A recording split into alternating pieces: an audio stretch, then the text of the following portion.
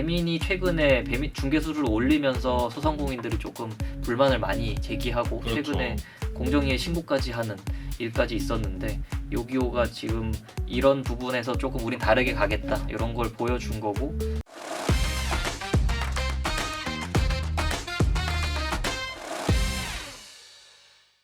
고품격 테이크 방송 아웃스탠딩 쇼. 안녕하세요. 아웃스탠딩 쇼의 진행을 맡은 홍선표 기자입니다. 오늘은 배달 앱인 요기요에 대해서 다뤄보려고 하는데요. 요기요는 지난 8월 말 전 직원을 대상으로 희망퇴직 신청을 접수한다고 발표했습니다. 이에 따라 요기요가 왜 희망퇴직을 접수하기 시작했는지, 그리고 현재 요기요는 어떤 상황에 처해 있는지에 대한 업계의 관심이 상당히 높아졌는데요. 오늘은 저희 아웃스탠딩의 이성봉 기자님 모시고 이에 대한 얘기 나눠보도록 하겠습니다. 예, 성봉님 안녕하세요. 안녕하세요, 이성봉입니다. 예. 오늘은 일단 어떤 얘기를 좀 해보실 계획이신가요? 오늘은 요기요가 이제 희망퇴직을 실시했잖아요. 예. 요기요가 상황이 그만큼 어려워졌다 이런 의미인 것 같은데 예. 실제로 희망퇴직을 왜 할 수밖에 없었는지 예. 요기요 상황을 하나씩 살펴보도록 하겠습니다. 정확히 말하면 희망퇴직 신청을 접수한다는 거죠? 네네. 예, 아직 이제 뭐 희망퇴직으로 나가신 건 아니고 현 방송 녹화 기준으로는 받고 있는 중입니다. 받고 있는 녹화 중이죠. 기준으로. 예, 9월 11일, 네. 9월 11일 기준으로는 네. 우선은 근데 이 소식이 전해진 게 뭐 회사가 이제 당연히 이제 공식적으로 외부에 발표한 건 아니고 네. 대표가 직원들에게 보냈던 이메일이 외부로 약간 유출되면서 그렇게 약간 발표된 것 같아요. 네. 이게 전준희 요기요 대표가 임직원들한테 이메일을 보냈어요. 예. 전 대표가 외부에 공개하지 않았고요. 일부 직원들에 의해서 유출된 것으로 보이거든요. 그러니까 누군지는 알 수 없지만 유출된 그 이메일 캡처본이에요. 직원이 예. 받은 것으로 보이는 이메일 캡처본이 언론 뭐 커뮤니티에 다 퍼졌고요. 요기요 측도 이 이메일이 이제 외부로 유출된 거에 좀 당황한 눈치였습니다. 이메일에는 구체적으로 어떤 내용들이 써 있었던 건가요? 이메일에 담긴 내용을 조금 간략하게 정리를 하면 크게 세 가지였는데요. 첫 번째는 전례 없는 시장의 위기다. 예. 그리고 두 번째는 1,000억 원의 적자. 예. 세 번째는 희망퇴직을 시행한다. 이렇게 세 가지 크게 나눌 수 있고요. 예. 먼저 시장 위기에 대한 언급이 나왔습니다. 전 대표는 2011년 요기요 창립 이래 그 어느 때보다 어려운 환경에 처했다고 얘기했어요. 경쟁사들의 무료 배달, 구독 서비스 출시, 과열된 출혈 경쟁, 규제 강화 등 전례 없는 위기 상황을 겪고 있다. 정말 어려운 상황이다. 이런 내용을 좀 호소했습니다. 이렇게 뭐 대표가 어려움을 호소할 정도면 상황이 좋지 않다는 건데 실제로 성봉님이 보시기에는 시장 상황이 어떤 것 같으세요 지금? 실제로 요기요가 처한 시장 상황이 좋지 않거든요. 우선 시장이 좀 정체됐어요. 전체 배달앱 시장이 정체된 게 중요한데 배달앱 3사를 기준으로 보면 이용자 수는 2021년 12월을 정점으로 하락하기 시작했어요. 이제 코로나가 끝날 쯤인데 모바일 인덱스 데이터를 보면 2021년 12월 배달앱 3사의 전체 월간 활성 이용자 수 MAU는 3,700만 명이었는데요. 2년 뒤에 3,100만 명까지 줄어들어요. 그러니까 약 16% 정도가 배달앱 3사를 떠났다. 이렇게 볼 수 있는데요.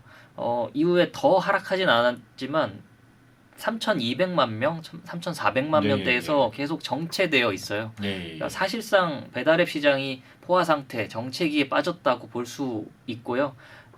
시장 규모가 정체된 상태라면 배달앱들끼리 이제 치킨 게임이라고 하죠. 계속 성장을 위해서 점유율 뺏기를 해야 되는 상태가 된 거죠.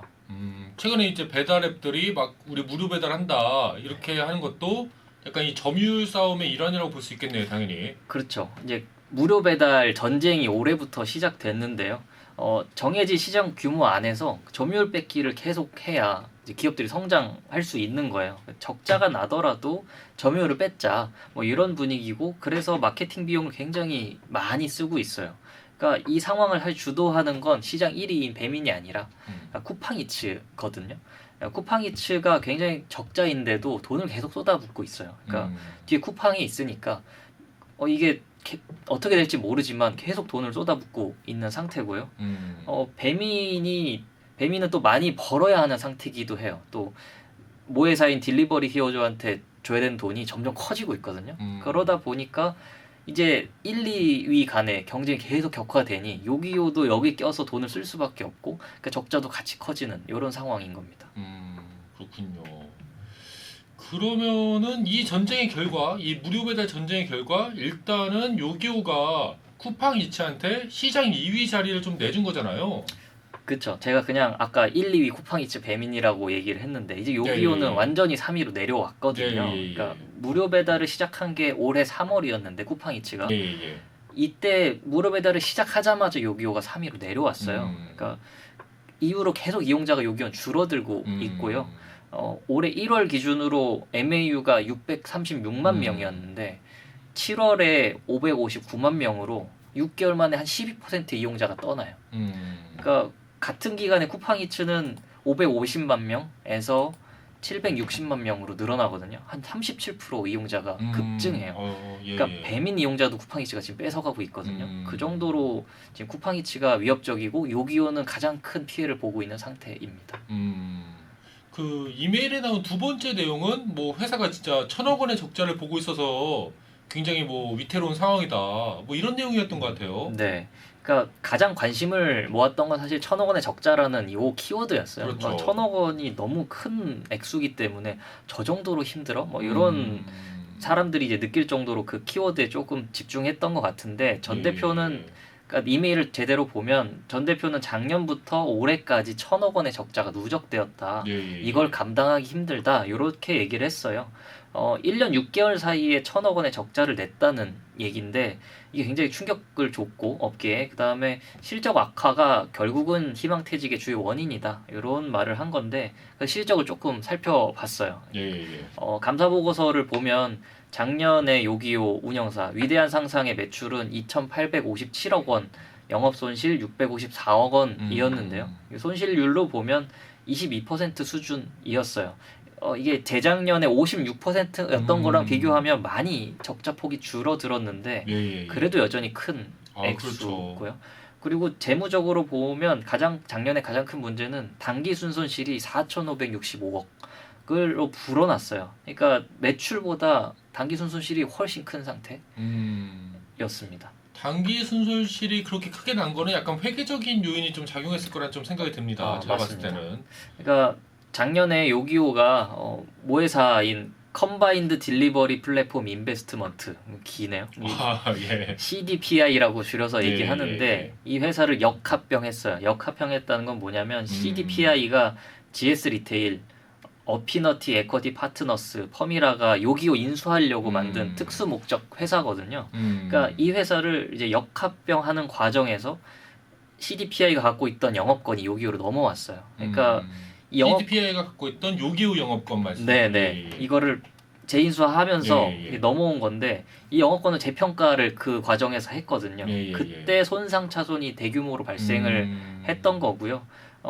이것 때문에 당기 순손실이 커진 겁니다. 그러니까 요기요 무형자산 손상차손에 들어와 있는데 그걸 보면 3,939억 원이라고 나와 있어요. 근데 요거는 말씀하신 대로 뭐 영업을 잘 못했다 이런 게 아니라 경쟁에서 이제 손상차손 이게 재무상 그러니까 장부상 이렇게 처리된 걸로 볼 수도 있는데 그렇게 처리한 이유는 어쨌든 시장 상황이 나빠지고 있고 요기요 기업 가치가 낮아지고 있다는 걸 의미하지만 일반적으로 장부상 그렇게 되더라도 나중에 실적이 좀 좋아지면 요 악재를 떨었다 이렇게 표현하기도 하잖아요. 근데 이게 그 이후에 지금 상황이 좋지 않았다. 1,000억 원의 적자는 그걸 사실 의미하기 때문에 이 장부상 처리 이후에도 좋아진 게 없다 재무적으로 이렇게 볼 수 있습니다. 그렇죠.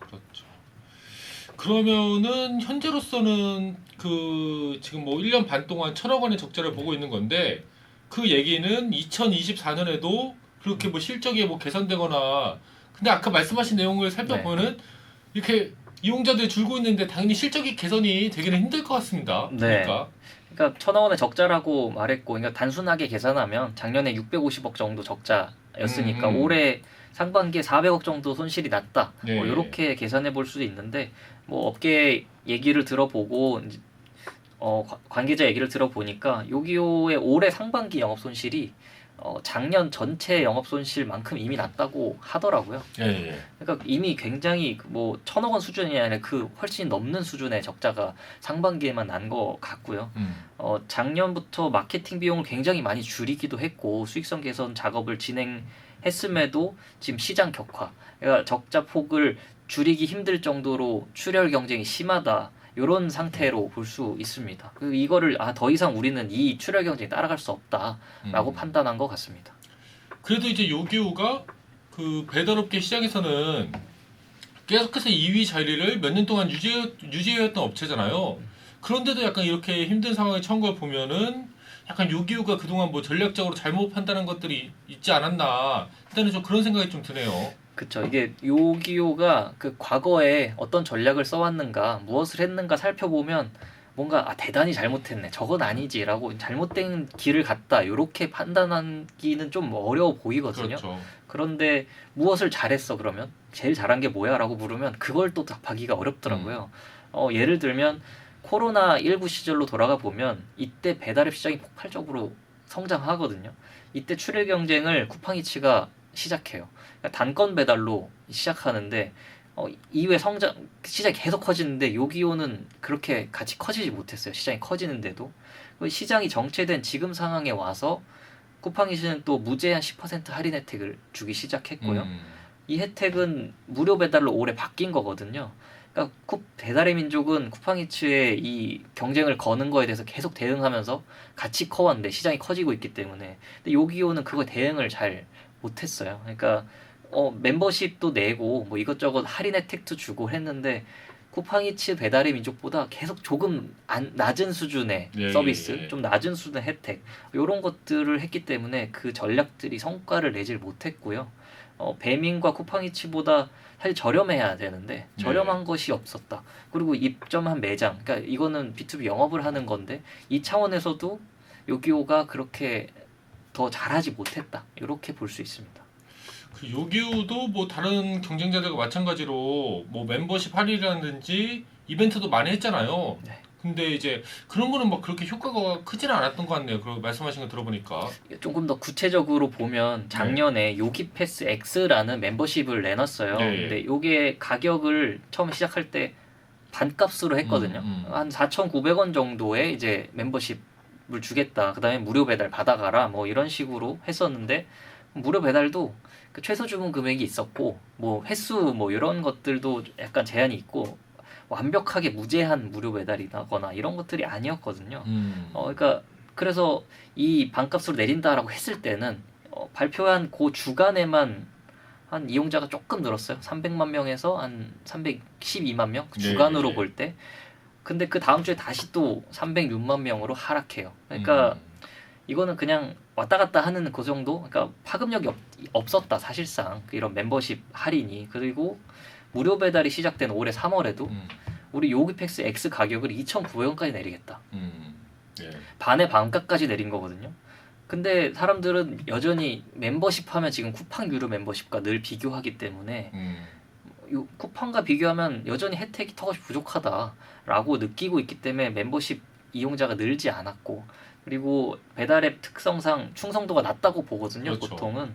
그러니까 싼 데로 가거든요. 예를 들면 앱 3개 깔아놓고 같은 음식점에 뭐 당연한 거죠. 네, 그렇게 하기 때문에 그 앱을 굳이 고르는 게 없는데 자꾸 그런 것들을 만들려고 하는 것들이 이제 문제가 되는, 이제 실수였던 것 같고, 그리고 구조적으로 시장 구조가 크게 바뀌지 않았어요. 이런 것들을 계속 하는데 배민이 계속 1등으로 있고 요기요가 조금 올라가는, 요기요가 내려가고 쿠팡이츠가 올라가는 이런 구도가 지금 계속 이어지고 있거든요. 결국에는 요기요가 더 저렴한 수수료를 주거나 혹은 더 싸게 내놓거나 할인 혜택을 주거나 했어야 하는데 이런 거를 그동안 못했다. 그래서 밀려났다. 이렇게 볼 수 있습니다.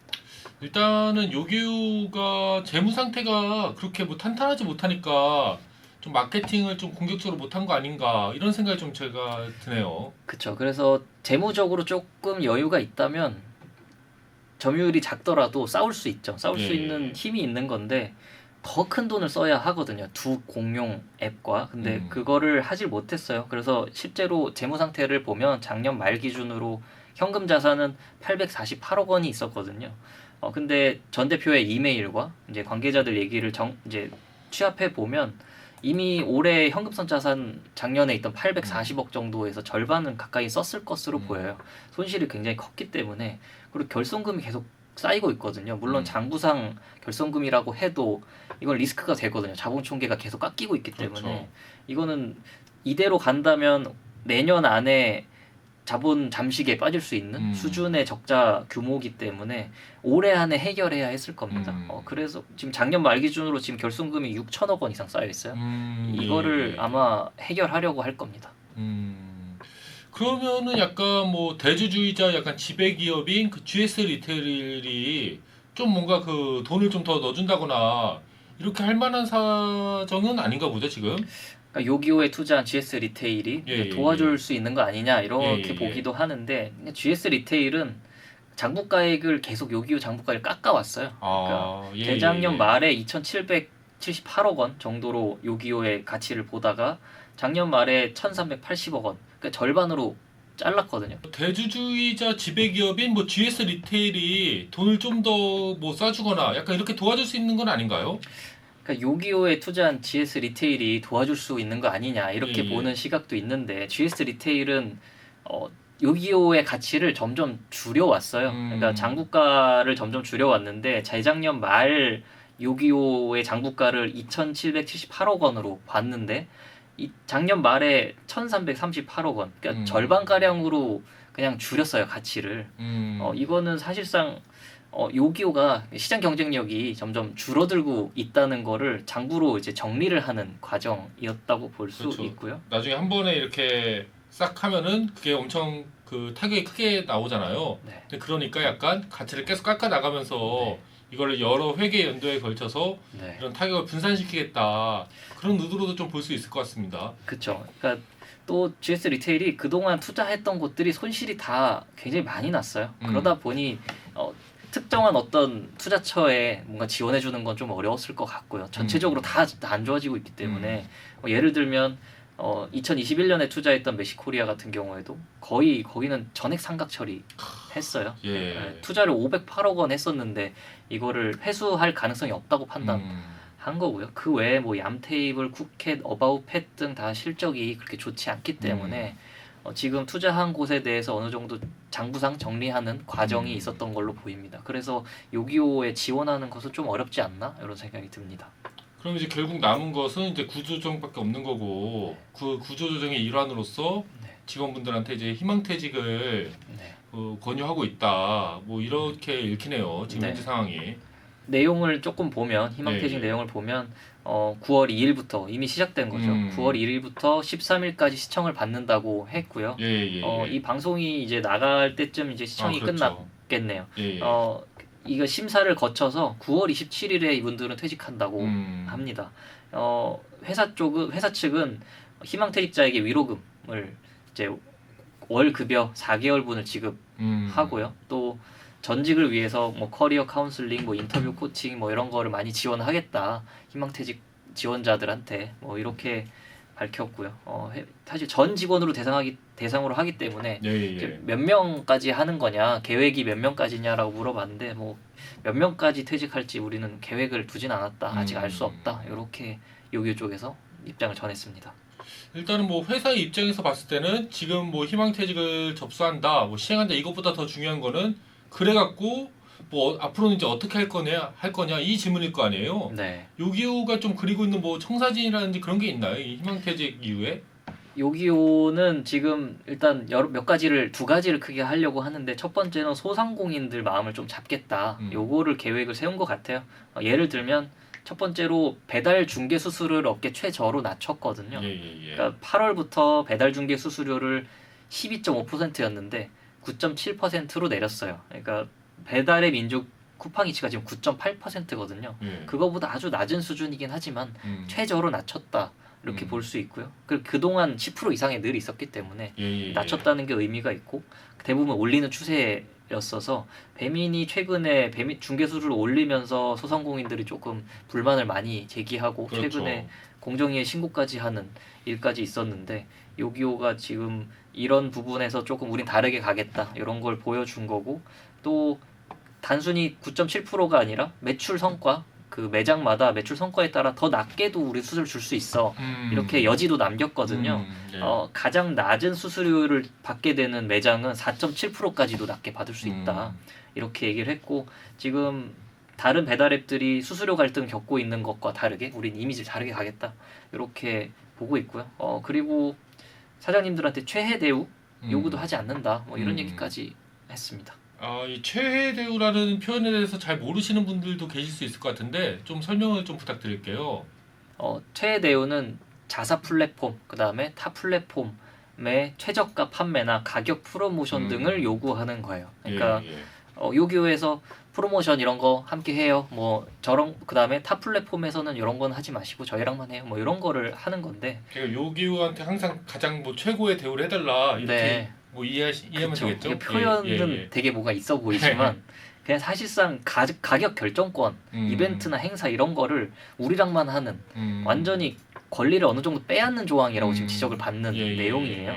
그러니까 사실 최혜에 대해서는 소비자에게도 좋지 않다고 이제 비판을 받는데 예를 들면 수수료가 여기가 높아 그러면 사장님 입장에서 높은 데는 가격을 더 높게 받고 여긴 좀 낮네 낮으면 낮게 받을 수 있는데 이 가격 결정권을 플랫폼이 가져가 버려서 너는 저기서도 여기서도 우리가 원하는 가격으로 내야 해 이런 계약을 하는 거예요. 그래서 이거에 대해서 문제 제기하는 이제 소상공인 협회나 이런 데서 비판을 계속 하고 있고요. 공정위에서도 좀 약간 문제를 지적했던 것 같아요. 네, 그건 문제를 지적하고 있고, 근데 배민과 쿠팡이츠는 이제 입점 업체들이랑 계약할 때 최애 대우를 다 넣어요. 대부분 넣고, 근데 요기요는 우리는 그걸 안 하겠다고 지금 선언을 한 거고요.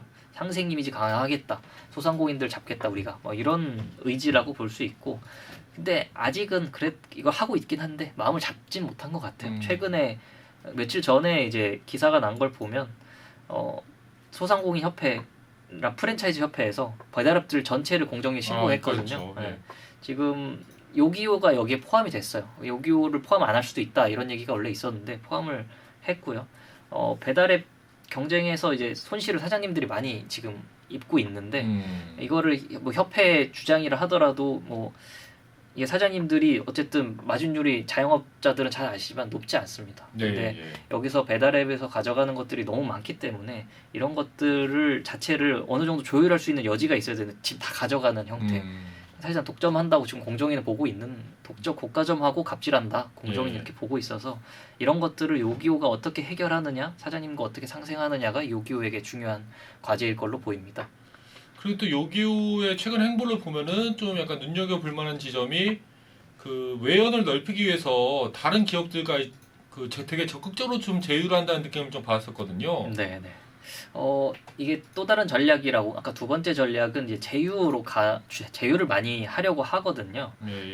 타 업체의 이용자, 다른 서비스의 구독자를 이제 가져오려고 하는 거예요. 제휴를 통한 확대는 다른 배달앱들은 잘 안 하는 거거든요. 그렇죠. 쿠팡도 쿠팡 자체 멤버십, 배민도 지금 멤버십을 내놨는데 뭐 어떤 다른 업체와 제휴하기보다는 자체적으로 만들었거든요. 근데 요기요는 지금 네이버 플러스 멤버십, 신한카드 그리고 뭐 토스 이용자들을 가져올 수 있는 이제 제휴를 맺으면서 여러 다른 서비스들의 이용자들에게 요기요의 혜택을 주는 형태로 지금 제휴를 맺고 있어요. 동맹을 좀 많이 맺어갖고 이제 하겠다 이렇게 좀 보이네요. 네, 예를 들면 네이버 플러스 멤버십 쓰는 분들 요즘 되게 많은데 저도 씁니다. 그거에서 사실 가장 그거 멤버십 혜택에 이제 여러 가지 곁다리로 들어오는 서비스들이 있잖아요.